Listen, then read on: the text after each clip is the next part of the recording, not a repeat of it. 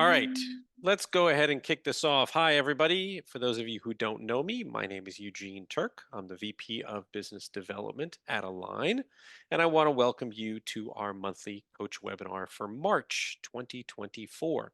I hope everybody is doing well, and thank you so much for joining us today. This morning, we are thrilled to have Alex Snider with a presentation entitled Leadership Evolution from Entrepreneur to High Performing Teams, Operational Excellence, and Sustainable Growth. For those of you who may not be familiar with Alex, she is a strategic growth and leadership coach consultant, which is a great term, who assists 7 and 8 figure founders in conquering their next level of business growth, essentially by gaining clarity on their vision, refining their strategic decisions, and turning those into actionable priorities, specifically in the areas of team growth, operational optimization, and sustainable business development. Her approach empowers organizational leaders to achieve profitable growth while avoiding common entrepreneurial pitfalls that we've all experienced. By establishing good processes and governance, she enables leaders to refine their own role, allowing them to operate hands off in their zone of genius, which is another great term, fostering an engaged and self sufficient team that delivers consistent results without micromanagement. So basically, she specializes in supporting impact driven visionaries and leaders who are striving to realize their next level of success. So she's a perfect presenter for this particular topic, and we're honored to have her. As always, one administrative matter. We want this to be as educational and informational for you all as possible. So please feel free to pose questions using the chat feature, and we will direct those to Alex at the conclusion of the presentation, or perhaps if she sees them and wants to address them at the time that they're posed, that may happen as well. Thank you again for attending this Align Coach webinar, and I will now turn the microphone over to Alex.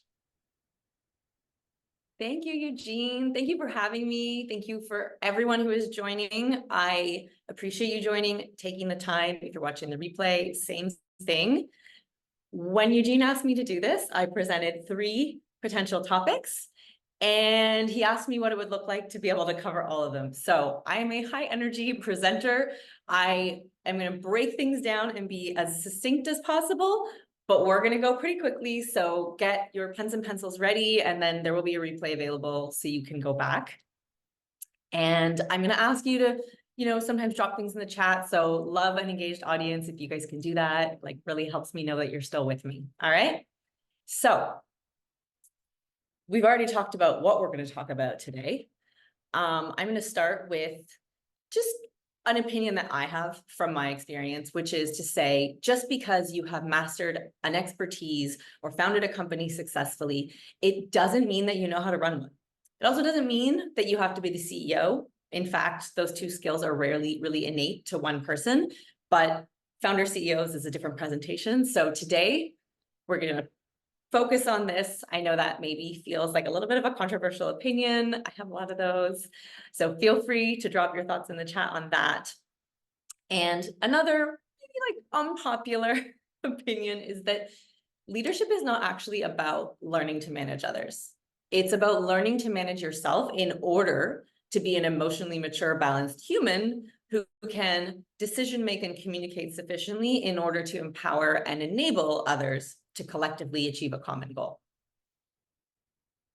So why are we talking about this? Most of you have probably heard these stats. The same challenges apply to leading a team or an established business as an entrepreneur. So this is for you, no matter which of those applies. The overall startup failure rate is 90%. Okay. So it's clearly not an easy thing to do to start and grow and mature and excel. The statistics also say it's 3 years before you can say a business is successful. The number who actually are profitable versus break even is wild. So there's a lot of information out there that's going to tell you how hard this is. But where do you actually need to focus? And what I think about this is that it really does take a village to successfully grow an organization, and it will likely be one of the most challenging, vulnerable, but also rewarding experiences of your life. And curating that village and leading people to success, it starts with really gaining a deep understanding of yourself and the role that you excel at, and learning to communicate effectively and applying some of the essential principles of leadership and team building. So this is a huge topic. Okay, there's a lot of nuance. It takes time to digest. There are at least a dozen topics I speak on and work on with my clients related to this. But for where I want to start today, the kind of TLDR is hindsight is 2020, which is why I know, looking back, what has shaped me into the person, the entrepreneur, and the leader that I am today. Okay, so hindsight and a lot of therapy, but who am I to talk about this, and why am I? Oops, we had a little screen glitch there. After about a decade or so in strategy consulting, operational improvement, and mergers and acquisitions, and before I moved into strategic growth and leadership development advisory, which I do now, I spent a few years leading, growing, and selling startups. So I have seen this from a lot of different angles. And when we had our startups, we were really relentless in up-leveling ourselves and to up-level the company, and to not only survive, but to thrive in disruption, and both technological and economic disruption. And essentially, proof is in the pudding. We took an organization that had grown, but was barely profitable. Most of the roles were under market. We couldn't afford to pay me when I came on board, to a company that we 3x'd in 10 months during a pandemic. We could pay multiple six-figure exec salaries. We scaled up competitive pay for team members, health benefits, and changed the potential of the organization and made good on our strategic decision to get acquired. So we did have a successful exit. It absolutely was not all sunshine and roses. It was a lot of hard conversations, a lot of hard looks in the mirror, and a lot of learning and flexing concepts into implementation and difficult decisions. And that is what I really base a lot of what I do with my clients on, is in 15 plus years of helping leaders and founders in various capabilities, what I know is leadership is really essential, and it rarely just happens. I can say with confidence, though, that it is a non-negotiable to successfully, profitably grow a business. And it also is the personal development course you never asked for.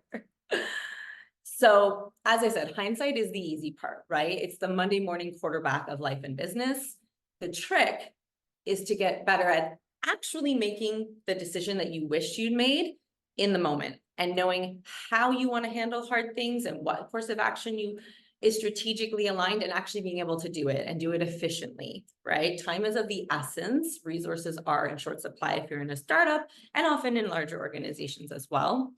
And then the trick is to actually get others to do that, right? And have clear measurable goals so that you know if you are succeeding, so you can take action to either further that success or pivot, and also know when it's time to move on to the next challenge. And within all of that is, how do you actually enjoy it and have a life, right? So that you can keep doing it sustainably. That may sound like a dream. It may sound like a fantasy or a delusion. So hit me with a 2 in the comments if that just sounds a little bit wild, a little bit unattainable. Let me know that you're with me here.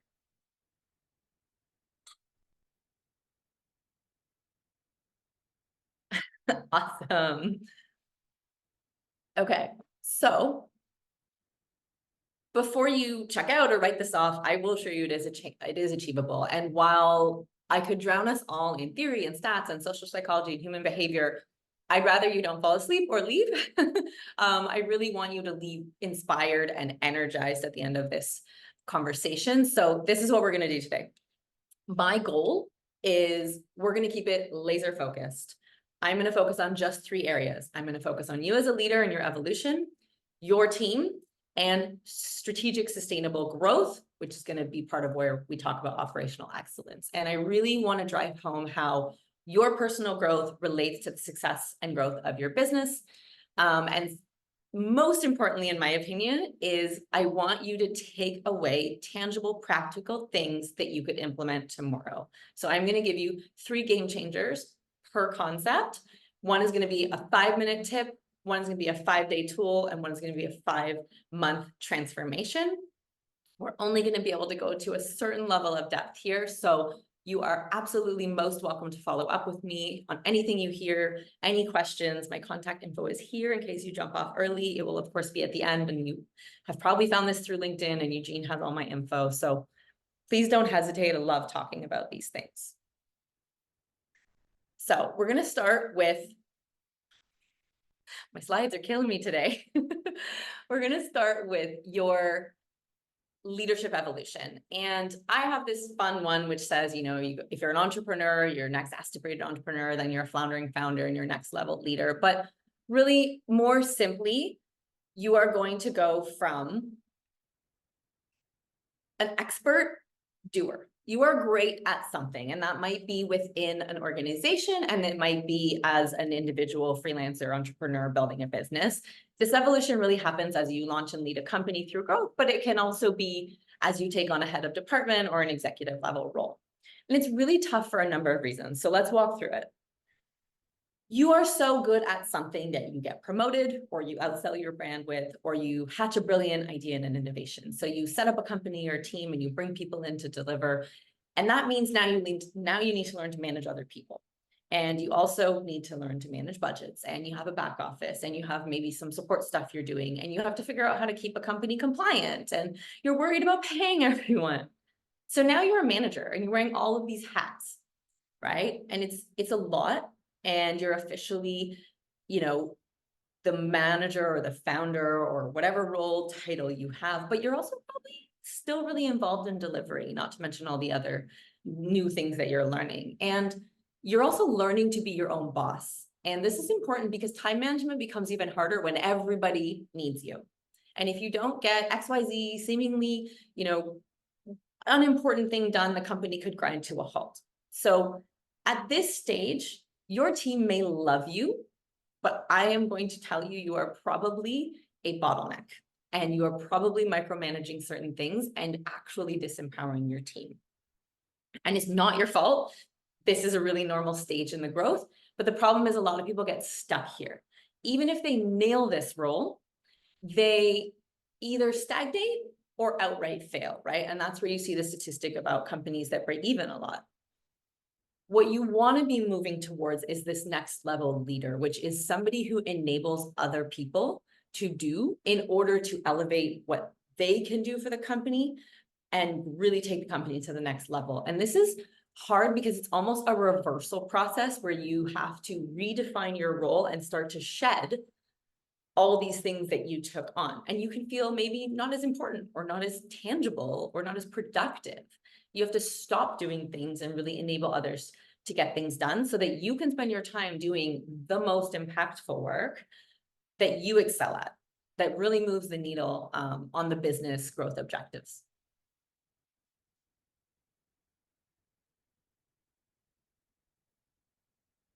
So we're not going to go into a ton of detail today because this is literally a presentation in its own right, but you're going to have to trust me on these. And like I said, happy to follow up and share more. This is pretty much the quickest breakdown I can give you.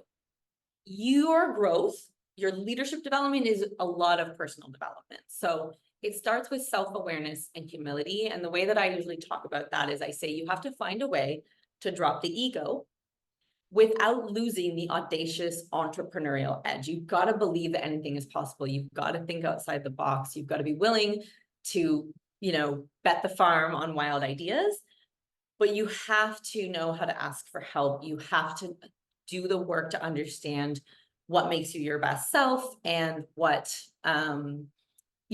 what your triggers are or where you need support because you don't know or you're not great or you have some foibles. We all have them. When I talk about leadership development, there are 101 things, but I like to start with 5 priority areas that all leaders need to master. And those flow. So identifying your zone of genius and defining your role is what we just touched on in that evolutionary process. You've got to figure out what you are great at and what you should be doing that is enriching for you and meaningful to the organization's growth. And you need to set that course so that you're on a trajectory to spend a lot of time doing that. Now, what that means is you also have to figure out what you're going to delegate, and really be clear about the support and structure you need. And so then you need to learn how to delegate and elevate, right? And that's going to conclude a lot of things that we're going to talk about in a little more detail next. Integrity and vulnerability is really vital. Okay, integrity and vulnerability, particularly in the age of the internet. Integrity means not just when you're in the office, it means living the values that you espouse, living and being the leader and the person that you say you are pretty much at all times. And people need to relate to you, they need to respect you in order to follow you. And there's a ton of research that demonstrates that personal integrity impacts leadership and company success. And vulnerability is interesting because it's also about leading by example. It is not a carte blanche to use your team as your personal therapy group. As a leader, it is about not being perfect and setting the example you want. If you are a perfect robot that never makes a mistake, you're not creating an environment where it's okay for your team to make mistakes. And that means they're going to take longer to flag when there's a problem. They're going to have a fear of failure. It also means you're going to benefit less from people bringing ideas to a table because people won't feel okay to be imperfect. So integrity and vulnerability are really about leading by example. Uncomfortable conversations, leadership is about holding people accountable, right? It's about setting expectations. For most people, those are not the most comfortable conversations. And it ties into difficult decisions, which can be on a wide range of things. But one that is really, really frequent is people decisions, right? You often know when you need to make a decision. And the example I love is your, what I call your day one diehards, people who have really been with the organization for a long time, maybe from the start. As the organization grows, they might not be in the right role anymore. They might just not be the right fit for the company anymore. And the decision can be really hard if that person was fundamental to the company getting off the ground, or in a lot of cases, maybe you have a prior relationship of friends, family, etc. with them. Making difficult decisions is part of leadership, and you have to find the way to do that decisively and in your own style. And then the last thing I talk about, you're going to hear about healthy mind, healthy body all the time from a million different angles. Most of them have some level of, relevance. The reason I talk about it is twofold. One, being an emotionally mature adult is something that we all strive to be, and many of us think we are. And the reality is, if we're underslept, if we're underfed, if we aren't doing things that light us up, we're likely not particularly logical and emotionally balanced, right? So lack of sleep, too much caffeine, high stress without regulating our nervous system makes us less logical and more emotional and irrational. That's not what the best leaders are. So you want to find things, understand yourself and find the way to set yourself up to be the best human. Also, the best ideas, the creativity, the innovation, those aha moments, they don't usually come on hour 10 of staring into a spreadsheet, right? They come when you're out walking in nature, when you're playing with your kids, when you're doing a sport you love, or reading, or painting, or doing a house renovation, whatever the things that you enjoy doing. So you are not a robot, and taking care of yourself isn't selfish. Doing these things and setting a schedule that allows you to have things outside of work and take care of your health is actually in the best interest of your business, your team, and your clients. So you do have to do the work. Leadership is hard, but it doesn't have to be as hard or as long if you really find the support, whether that's, groups or information in books or working with coaches, to not go at it blindly. And one of the really the best ways to grow yourself is to learn from others' experiences, which is the foundation of what I do, is getting leaders to their goals faster and with less bumps and really less hard lessons. So it is possible, and I really, really encourage you to find whatever way works for you for that. Okay, so I told you I'm going to give you 3 takeaways.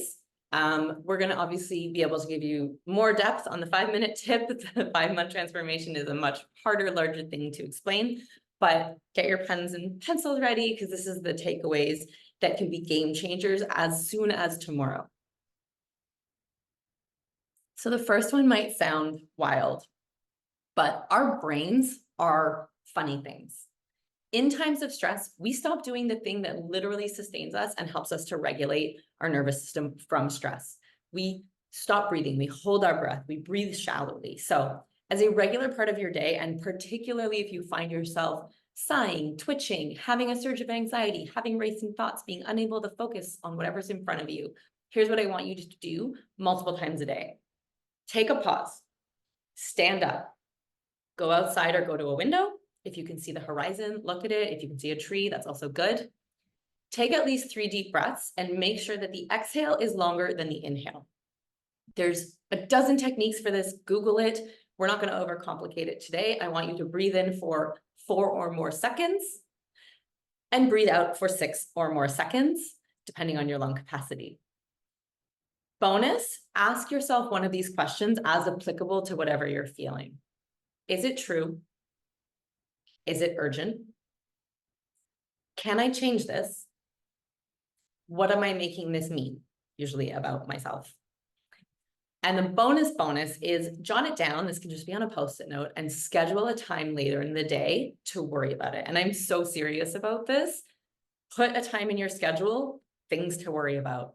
And whenever you're worrying, you write it down and you go, I'm going to think about this at 6 o'clock. The time that passes and all kinds of things, there's a lot of science behind this. It makes a huge difference in how you process it and how you feel. And you can actually tell your body that we're going to take care of this later. So most of the time we need a pattern interrupter, and these are all pattern interrupters. And we're really wired for the negative because of survival. And what our brain fails to understand is that a deadline, a hard conversation, a budget issue, whatever it is not a tiger that is going to eat you in this moment. And your body doesn't need to flood with fight or flight chemicals, hormones, etc. So you can relax the nervous system really simply. It's not necessarily easy, but it is simple. The second one is what I mentioned earlier. So this is taking the time to figure out what you're truly great at and enjoying, work that you enjoy that makes a difference for the company. This is what you should try to be spending 80% or more of your time. And also, as I said, on a reasonable schedule. So if you drop me a message after this workshop, I will send you a little exercise for this, but the gist of it is make a list of all the things you do in the company. Put the list either on your desk or desktop, depending if you're digital or old school like me, for 2 to 3 days and add things as they come to mind. Then you're going to take that list and you are going to separate it into 4 categories. Category number 1, love it and great at it. These are your flow type work. You lose track of time. You love it. It's just like super fulfilling. Like it and good at it is number 2. Don't like it, but I'm good at it is number 3. And don't like it and not good at it is number 4. You're going to review that. I would say take a moment to add in anything that maybe you're not currently doing in the organization, but you love and are great at, or don't like, but are good at. And as I said, the short version is the top 2 boxes, the things that you are great at and love, or that you like and are good at. Those are what you want to use to define your future role. It will take time to get there. It's not an overnight switch, but you want to have that trajectory. And then that will give you the insight into the other supporting roles you need to optimize the organization. The last one is delegation and difficult decisions. So once you've got this in place, you need to start changing the way you approach what needs to get done. And this is going to take some time. So once you've identified the first layer of tasks you want to start delegating, I often say as a leader, depending how fast the organization is growing, you want to find a cadence of regularly replacing yourself so that you can move up into leadership and champion the next stage of the business. And to do that, you have to figure out who and how. So you want to understand your team skills, their capacity, and then really intentionally hand things over and build their autonomy. This will include teaching, which takes longer than doing. It will include giving guidance so they can fix mistakes rather than fixing them yourself. It will include creating safe places for people to fail as they take on bigger roles. And it all means setting expectations, exerting self-control, patience, boundaries. So you're going to learn a lot about yourself, your leadership style, communication proficiency, and ultimately some discomfort, most likely in taking responsibility as a leader to hold others accountable. So this will also, and this is another reason why it's in the longer one, mean restructuring new roles and difficult decisions on priorities and some uncomfortable conversations. So it might be that some team members even those day one diehards I mentioned are not the right fit for where the company's going. It might mean that you decide to outsource or fractionalize certain roles to experts or even offshore because it's the best way for the company to grow with the available resources and talent. All right, so give me a quick 3 if you're still here. Could you take one of these and start using it tomorrow? If so, you can give me which one you're gonna want to implement for your organization.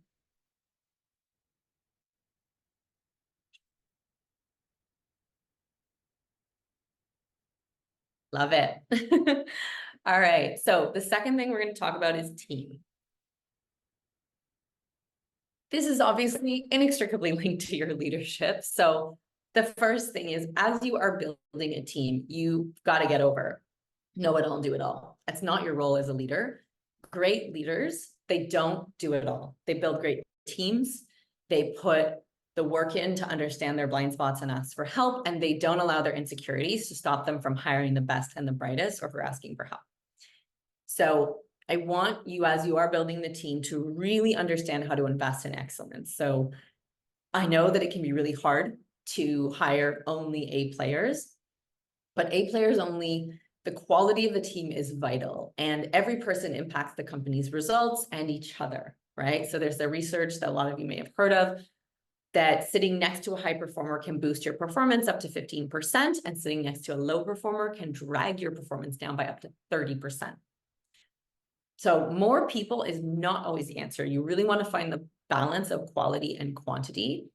And I like to say, I call that higher pay, less bodies, right? So find people that can deliver efficiently at a volume, that are bought in, culture fit, all of the things, rather than just putting in more and more people, because that's more and more people you need to manage, and it's less and less resources to spread across more people. And I have a really quick example that I think highlights this. When I was working in consulting, I worked predominantly in mining. We would go all over the world. And something that we would see a lot in certain areas that were maybe more developing is we would see a lot of expats who were very high skilled running the show. And then the company would often hire a lot of locals to say, well, we're hiring local. But they wouldn't put the time and energy and resources to actually train these people up to replace the expats. So they were spending a lot of money on expats and a lot of money on locals, and they were trying to tick boxes. But what was actually that meant in a mining sense was that you had a lot of low skilled people who were not really contributing that much. And on a mine site, people are safety hazards, right? You want the least number of people possible in order to do the job, and extra people, particularly if they're not all that skilled, are just a safety hazard. So take that and kind of put that into your business. Anyone who is in your team should be meaningfully contributing. And it is your responsibility as a leader to set them up and ensure that they are equipped to contribute meaningfully, but also to obviously select for that. So I talk a lot about don't clone yourself. Diversity drives results. And if we've all heard the research and the proof in the pudding, so we're not going to belabor that point. But really quickly to speak to that is at the executive level, companies need duality. So you've probably heard of visions and operators. You need people who bring different skill sets in order to make a company work. And when you're hiring other executives, you want to ensure 2 things. 1, that you trust them to do their job. And 2, that they will challenge you. A bunch of people always saying yes and always agreeing does not help a company grow. And at every other level, what diversity is it brings different perspectives, which leads to better ideas and better innovation. It's always your fault. It really speaks to expectation setting, which we're going to cover a little bit more detail later, but it is your job to be uncomfortable and set expectations. If it's not uncomfortable for you, amazing, but it probably will be, especially as you start to bring in higher level people, and you just need to be doing it from day 0. Servant leadership, you may have heard of. I love servant leadership as a style. It is the one that I have always worked in. And I say it's kind of like becoming Drano, because your team's success is your success. And your role is basically to unplug things, to debottleneck and really empower your team. It also means you need to get to know them as people. You need to create safe places to fail. It will really allow you to build a culture of collaboration and connection if you lead by that example. It's also key for autonomy, which is required for growth. And the last part of team that I'm going to talk about today for you to understand the importance of how you can build a team is performance and development, contrary to popular belief, is not about, assessing people to give them a score to either promote or fire them or put them into performance management.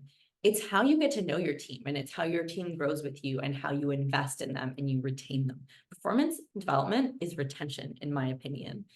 And it can cover a broad range of things, but it's definitely more than just cascading KPIs. It's really understanding people's personal development goals and finding the ways to align their personal development and professional development with the business goals and initiatives, and really tie those together so that people can see their professional roadmap aligning with the companies and feel like their whole self is valued at work. This makes people a lot harder to poach. So this is why I'm very, very adamant that it's a retention tool. So your game changers for team. Your 5-minute tip is to set up a kudos channel. This is an amazing culture hack that I have done in multiple organizations. And it's so easy. Whatever platform you're using, Slack, Teams, etc., for communications, you want to set up a channel. You're going to give it a 3-line description. Essentially, it's a cross-company, cross-project channel where you're encouraged to shout out your peers and your colleagues for anything they've done that makes your job better, improves a client deliverable, impacts a project. It's essentially any effort that leads to improved experience or outcome should get recognized on this channel.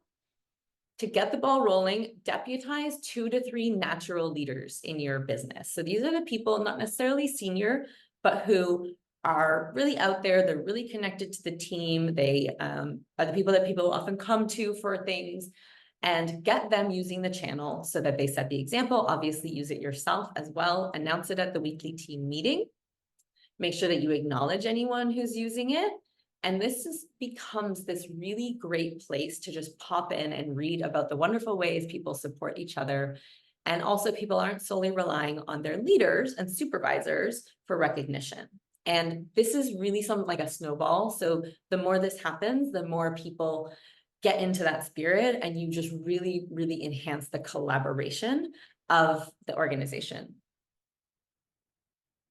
So your 5-day tool. I am a huge, huge, huge believer in managing up. It's how I came up so rapidly in my career. And it is something that I have told every single person I've ever hired that I expect from them. And managing up covers a lot of things, but it's about taking a responsibility and being really proactive with your leader, supervisor, whether that's on a project or in an organization. Being proactive about coming to them, looking for opportunities, setting up meetings, asking for support, telling them what you need to get things done. So an example I'm going to give you is something that I instituted to really embody that, but on a group scale for teams. So what you want to do is you want everyone in your team to really become responsible for their own time management. And this means proactively planning their weeks by looking at what's their role and responsibilities, what projects are they on, what admin do they have, and figuring out how much time they're going to spend in a given week on a task and kind of when each task needs to be completed. And then 2 things happen. One, on either Friday afternoons or Monday mornings, you have a team meeting and a team huddle, and everybody shares their main focuses for the week, if they have availability to offer, and if they need any help to get things done. So someone from leadership or admin should be taking those notes and ideally connecting people, and the whole extra availability versus needing help, that should get resolved within a few hours of the meeting. The second part of this is anytime someone comes to a meeting, a team member, with a request that week and their time is already fully allocated, they need to ask about the urgency. They need to identify what the trade-off of the allocated time and deliverables would be in order to do the work they're being asked to do. And then they need to say, well, I need to have a conversation with you and the person whose work I would trade off in order to determine if it's feasible. This is absolutely phenomenal for wrangling idea-rich leaders who maybe don't have visibility or perspective over everyone's responsibilities or don't understand their impact on the organization and team. It really forces a perspective and prioritization, and it levels the playing field of communication because it enforces a process. You aren't just saying yes, even to the boss. And we saw this in my team all the time. My co-founder was a real visionary. He would get excited. He just wanted to talk to people about his idea and see if they could make it work. And everyone would be like, well, the boss is asking for this. It must be the most important thing, right? And he just didn't understand that. So really making people aware of their time and having them present that and ensure that what they have prioritized to achieve aligns with what, the leaders, whether that be project leaders or the company, want done, and what can't be done and will have to wait or be delegated to others is really, really critical in, again, being able to grow and have autonomy and have people make decisions in line with the best interests of the organization. So the last one is performance and development. We talked a little bit about it. It is a longer term program and culture to implement the organization, and you need to make it right for your organization. So it does not have to be heavy, right? I would not recommend what we did in multi-thousand, 10,000 person organizations for a team of 10.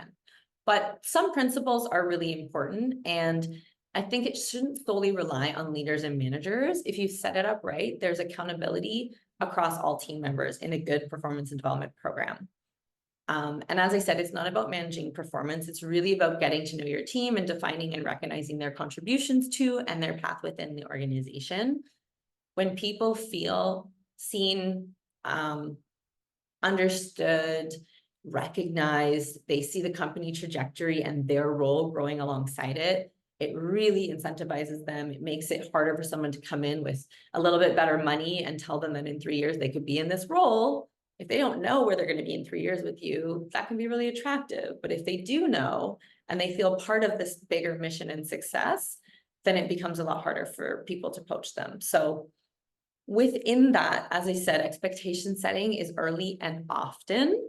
It can be uncomfortable, particularly as you are bringing in higher level people, more senior people, maybe people with more experience than you, but you have to, as a leader and as somebody who wants to set a great performance culture, set expectations that you could hold people to.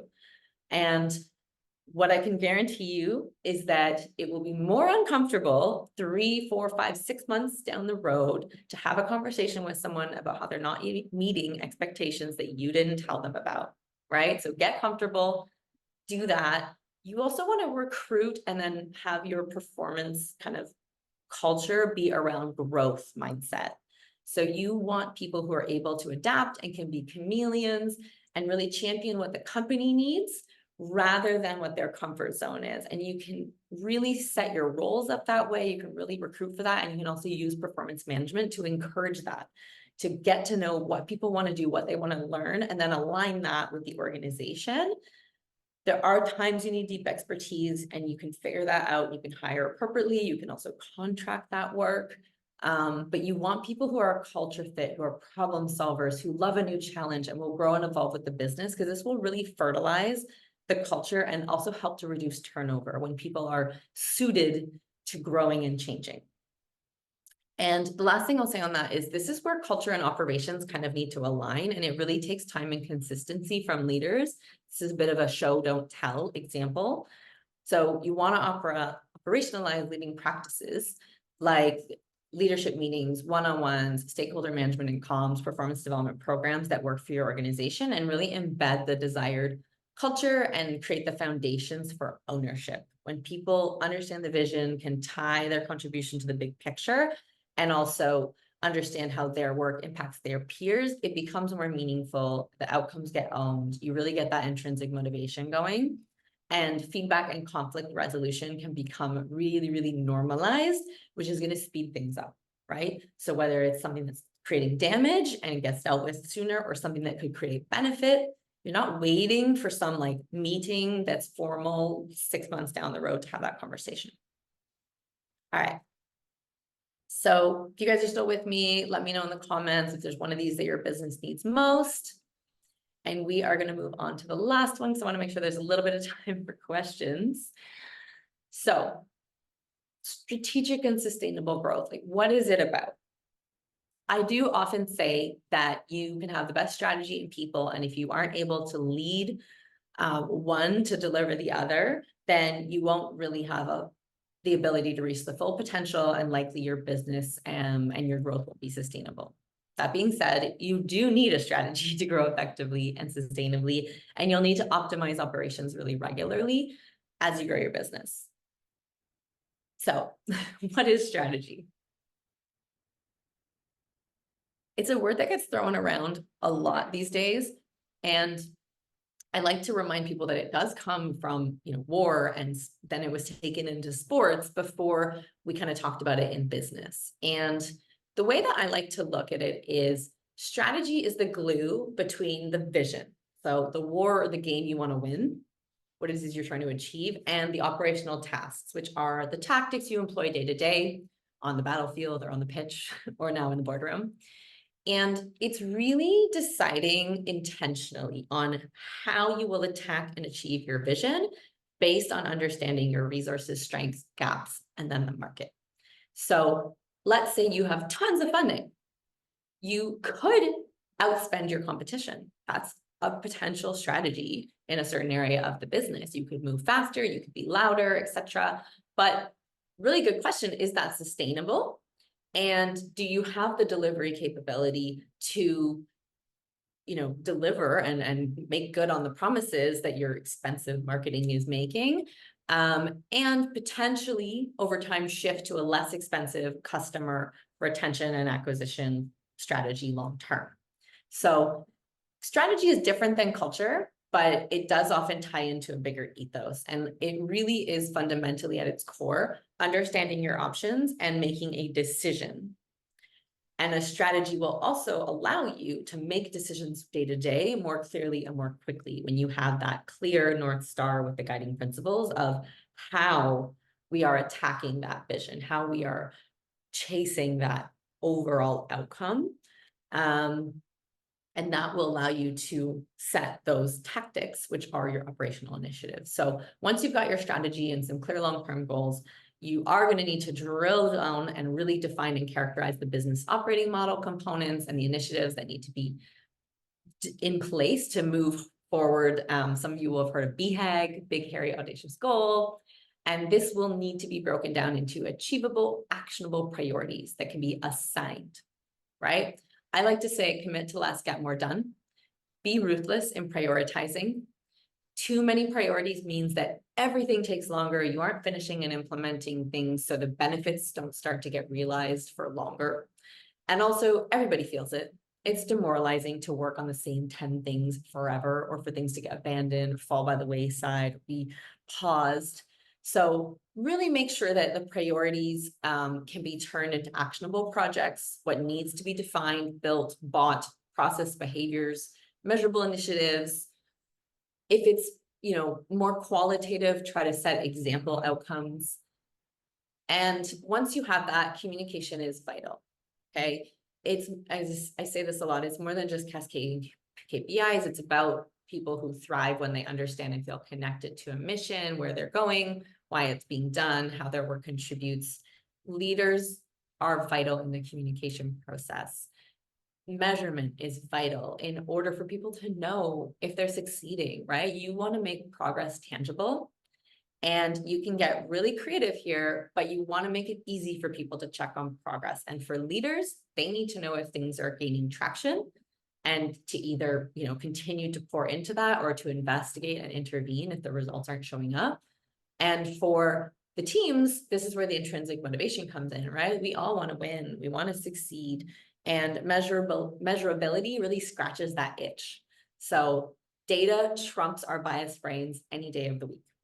So learn to love the process also is the last thing I'm going to say here, because it isn't a one and done, right? You and the business will continuously evolve as either you want to grow it, whether that's size, revenue, or profitability, or the market evolves. And realistically, markets always evolve. So there's very little set it and forget it in the long-term business world. Complacency is just not a characteristic of winning teams and operations. You want to continuously improve, make continuous improvement your best friend, make it part of the culture, stay one step ahead whenever possible. Don't wait until circumstance forces you to change. You really risk getting left in the dust. So your 3 game changers here. The first one is project retrospectives, right? And this is about continuous improvement. Now, project retrospectives are so simple. They are not easy, and they're so important. It's a 4-step process that can take as little as 1 to 2 hours per project or quarter or month. I say it's 5 minutes because I'm going to explain it to you in less than that, and you can create the framework and get people going on it in 5 minutes. It's so vital, but so many teams sleep on this. So not everyone has a natural inclination on how to distill and implement observations. And especially in group context, it can be really challenging because people, they need to get on the same page, right? To align change. So nobody wants to repeat the same mistakes, and your team want to knock it out of the park, but you need to help them. So a project retrospective is a post-game analysis, and it supports confident next game wins. At the end of the project, or if you're doing really big projects at the end of a phase, or if you want to use this in your regular day-to-day operations, you could do it at monthly or quarterly meetings. You are going to use this framework. And ideally, if you can have it facilitated by someone who's not involved in the project, that's great, because then everyone who is involved gets to participate really equally, rather than like having a leader who's trying to also give their ideas, or maybe their ideas are overshadowing participants. So the 4 questions you're going to ask are: 1, what went well on the project? Things that you want repeated and that you want to share to, the organization that you want to do more of. And you want to be really specific here and group it into themes. So client communications, process, quality of deliverables, timelines. Number 2, what didn't go well on the project? Again, be really specific and group it into components of the project. Number 3 is going to be, for things that went well, identify how to share these across the organization and leverage them more in future projects. And you really want to drill that down into definable action items.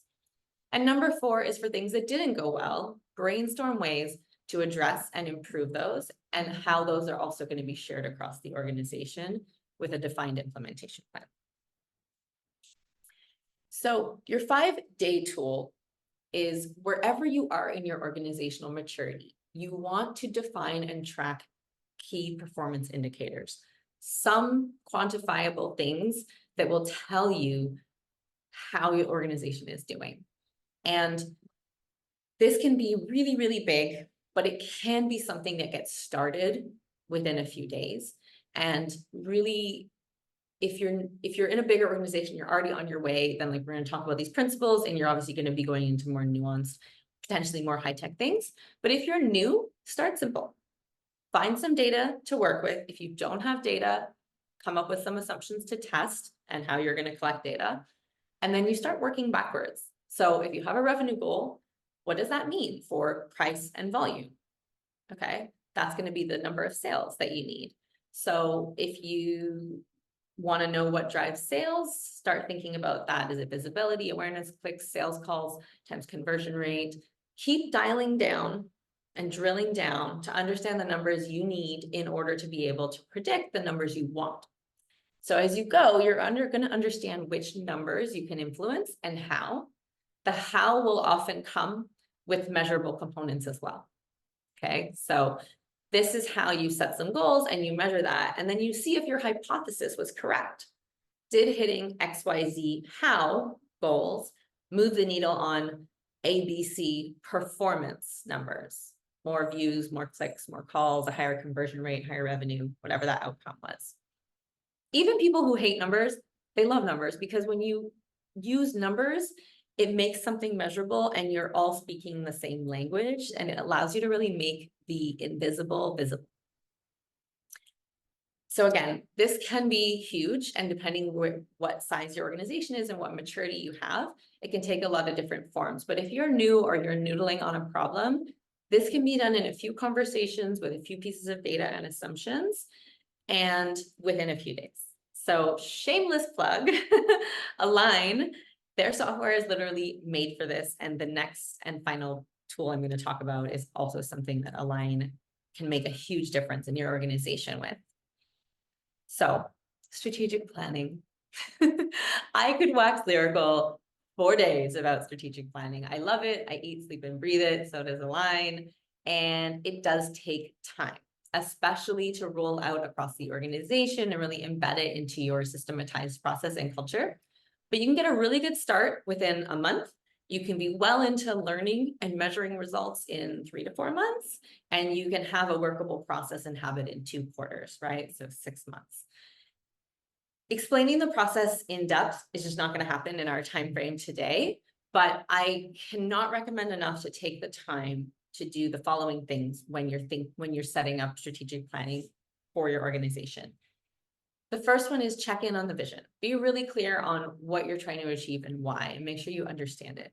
Then define, or if you already have a strategy, refine the decision on how you're going after that. And then that is going to help you to map out an operating plan, which you should be doing all of those at least annually. The operating plan should cover all the components of your operating model.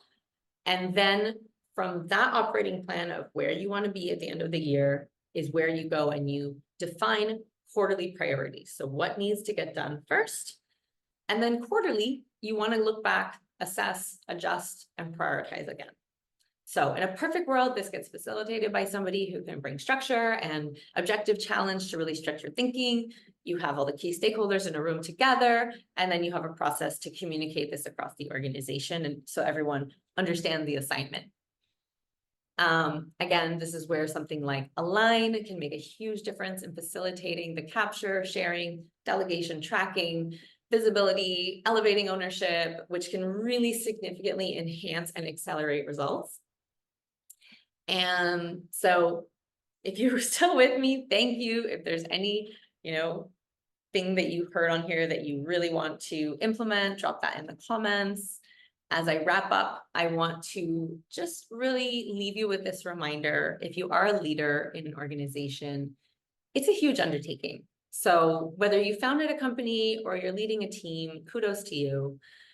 Wherever you are on the growth journey, there will be elements of what I talked about today that apply. And I think it's a really good thing to remember how essential it is to hire and retain an A team, which means making difficult decisions, potentially replacing people, really fostering a culture of innovation and open feedback and continuous improvement. So whatever it is that your next task is, if you're expanding to new division or new markets, you're experimenting with maybe some new structures or remote offices, all of the things that we've talked about today are really relevant to that. And ultimately, the goal is to hit the measurable goal, know that you're succeeding, but also enjoy your leadership role and the growth of the company so that you can keep doing it, keep showing up.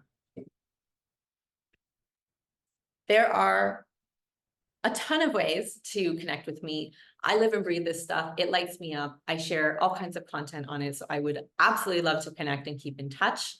My podcast is also great if you are interested. It's the Narnia of entrepreneurship. So we talk about all kinds of things with all kinds of leaders, entrepreneurs, founders. It runs the gamut. So season 2 is releasing soon.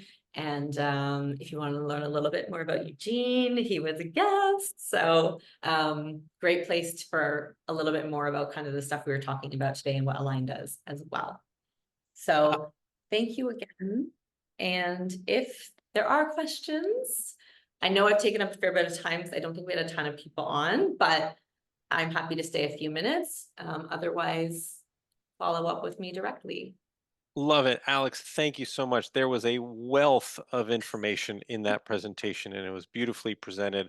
Really appreciate that. If you have questions, we do have just a few minutes left. If you have any questions, please post them in the chat. I'm going to ask a quick question because, first of all, I'm going to thank you for the plug. And yes, Align does a lot of those things that you talked about in terms of accountability, KPIs, strategic planning, etc. My question is more on, given our lack of time, one question. What do you see as some of the most common leadership pitfalls or mistakes that leaders make that they need to sort of be aware of? They have their own blinders on, that they don't see that they're making these mistakes in terms of becoming good leaders. So I love that question. This is something until recently I would have said like, oh, I see this more in my like newer founders, on their way up. But I actually have seen this in a 9-figure client recently. It is be taking the characteristics that make you a great leader, which are like empathy and helpfulness, and allowing that to drag you into the zone of doing too many things. So I have had clients who were CEOs who were still handling like new computers for team members. I've had clients who, as soon as there's something wrong, they want to jump in and fix and help their team get through it. And that's absolutely, you need to be there, but you need to be there in that more, it's more almost like going into a coaching role, right? Yep. Coaching people through it so that they learn and they build the skills and they flex the muscles. So the biggest hurdle that a lot of leaders I see who are really positioned to be great leaders is still having that reflex, that impulse to solve it and fix it. Or honestly, just sometimes it's almost like being too nice, being too empathetic. And I want to always say that that's not a bad thing, right? Your greatest superpower can be your biggest kryptonite if you don't learn how to manage it. And that will show up for you in all areas of life. But I really see that in business all the time. So it's learning how to leverage it for good as opposed to potentially a crutch. Yeah, it's the saying that I've always heard is that if you want to be a leader of a growing and scaling organization, you have to be a growing and scaling leader, meaning that you constantly have to be growing and scaling yourself if you want to be the leader of a constantly growing and scaling organization. And I think you just talked a Exactly. lot about what that entails. Anyway, thank you everybody for attending. We're at the top of the hour. Huge thank you to Alex for a great presentation. Again, you can learn more about her by visiting her profile on LinkedIn. You can visit her at her website at alexsnider.com. Her email address is there on that last slide. As always, we encourage you to use the Align software if you aren't using it already to implement some of these great habits and leadership skills. If you need assistance or more information, please be sure to contact us. You can always email us at support@aligntoday.com. Thank you again. We hope that you will join us for our next coach webinar in April. More details will be forthcoming. Till then, we hope that you have a wonderful day. Enjoy the rest of the week and a great weekend. Thank you, Alex. Always great to see you. Thank you. Be well.